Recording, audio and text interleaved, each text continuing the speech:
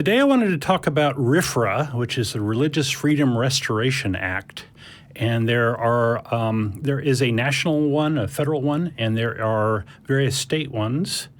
And the gist of the Texas one is it provides that a government agency may not substantially burden a person's free exercise of religion unless the government agency demonstrates that the application of the burden to the person is in furtherance of a compelling government interest and the least restrictive means of furthering that interest.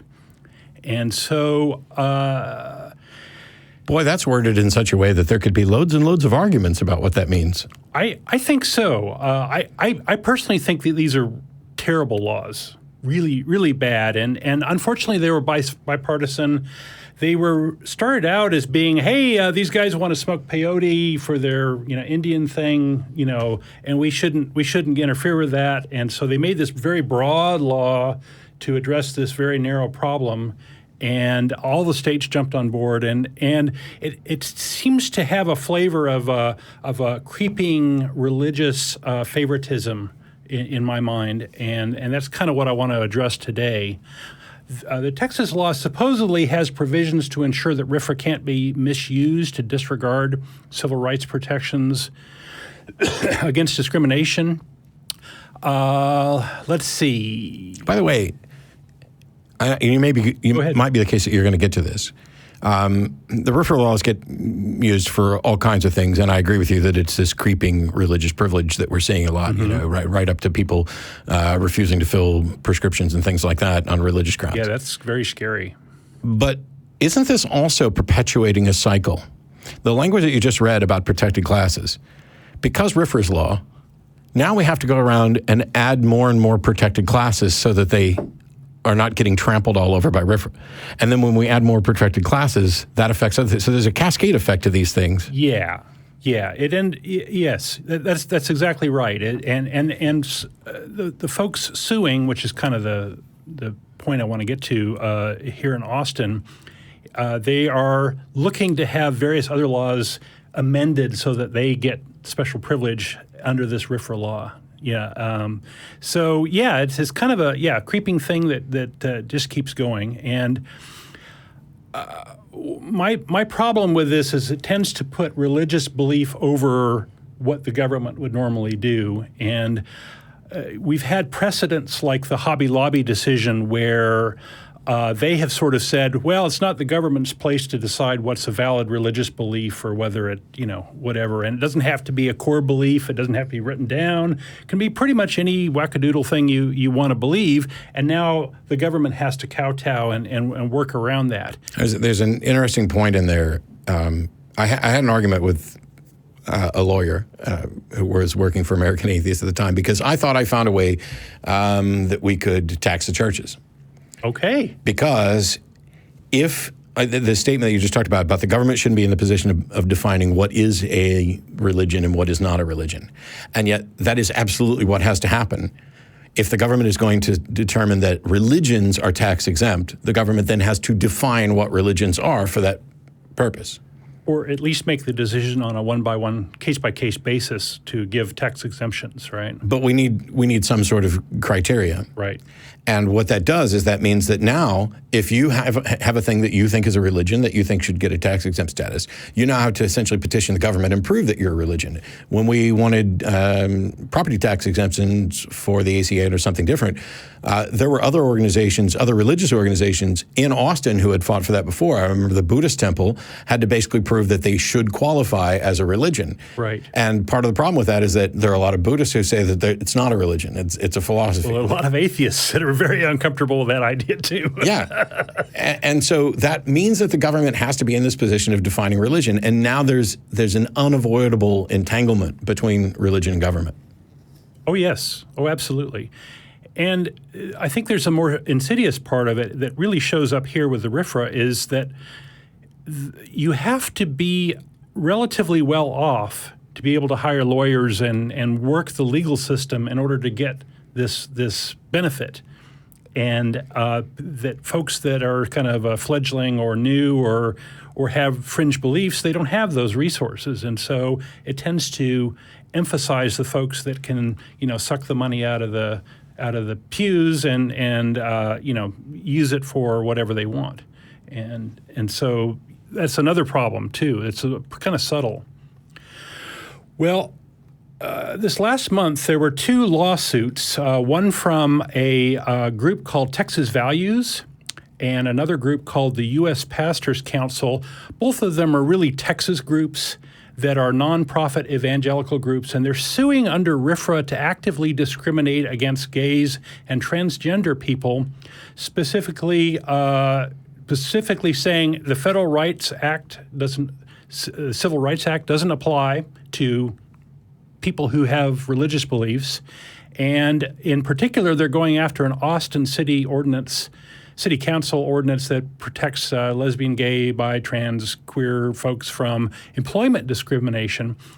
And the claims that these folks are making are really sort of saying, well, if you're a Christian business, whatever that means, you don't have to hire these folks, and you need to have a special exemption from that. It's not just the churches wanting an exemption for themselves. They're sort of trying to cast a wider net. And that's one of the creeping aspects of this. And these are the same two groups that, along with Lieutenant Governor Dan Patrick and Greg Abbott in the last legislative session, were pushing for the bathroom bills to make sure that people had the right parts or the right birth certificate in public bathrooms. And it was just a silly thing. And I think it's going to come back, unfortunately. So let me give you a couple quotes from these lawsuits just so you get a flavor of what they look like. Neither of these two exemptions accommodates employers that operate in accordance with the sincerely held religious beliefs that homosexual and transgender behavior is immoral, nor does either of these two exemptions accommodate employers who, for reasons of sincere religious belief, refuse to hire practicing homosexual or transgendered people, refuse to extend special benefits to same-sex partners or spouses of employees, or refuse to open their sex-specific restrooms to members of the opposite biological sex. So that's one quote. The City of Austin's anti-discrimination laws violate the Texas Religious Freedom Restoration Act by refusing to exempt individuals and corporate entities from that object to homosexual behavior and transgender behavior for sincere religious reasons. Here's a good one. Because these member churches rely on the Bible rather than modern-day cultural fads for religious and moral guidance, they will not hire practicing homosexuals or transgendered people as clergy. So this was the Pastors Council lawsuit. They also don't want to have.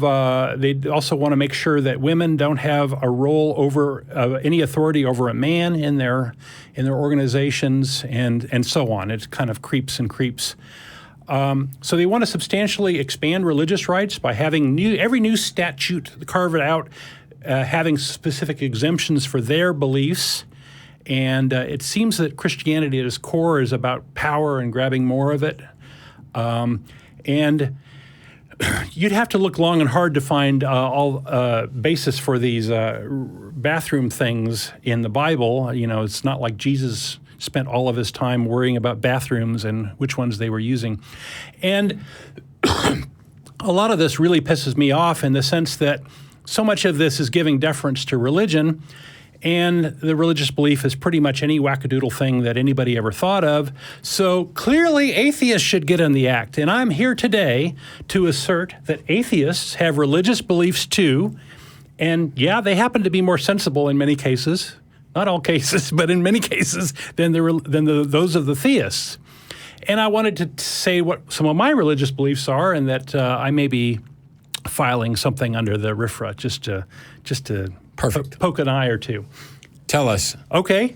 My sincere religious belief is that religions are mostly con games that deserve no respect or public consideration. There should not be a tax exemption just for believing in unjustified nonsense.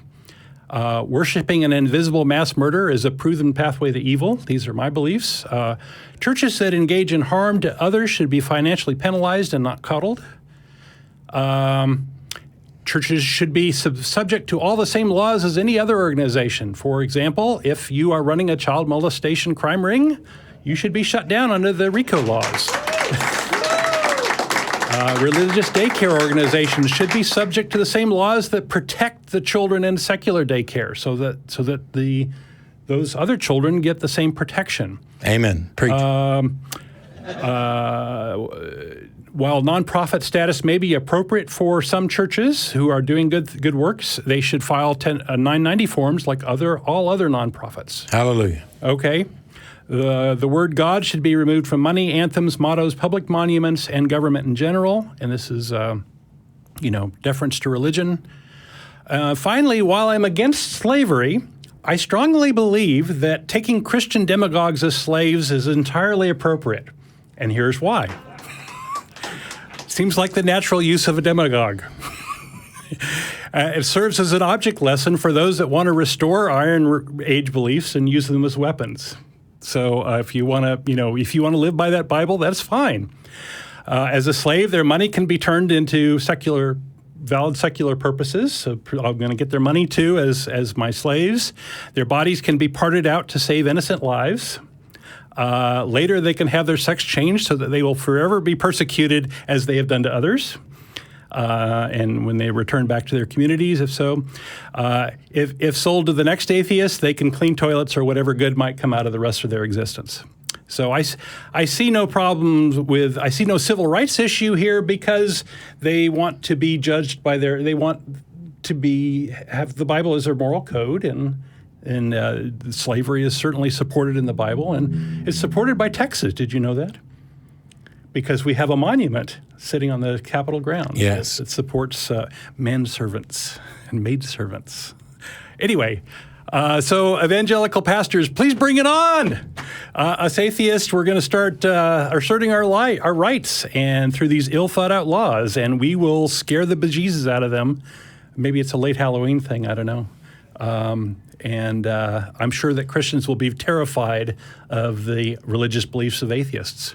Probably. Okay. You know who they're going to be more terrified of? Who's that? Satanists.